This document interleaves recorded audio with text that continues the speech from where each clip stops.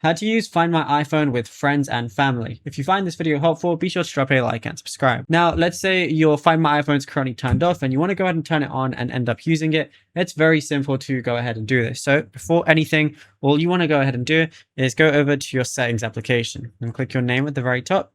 Then in one of the options you're going to see is Find My. What you're going to do is make sure Find My iPhone is enabled. Also, I'd recommend turning on Find My Network, and also Share My Location should also be turned on as well. Let's say you want to add a phone or any other device, or share it with your friends or anything like that. Then all you got to go ahead and do is go over to Find My.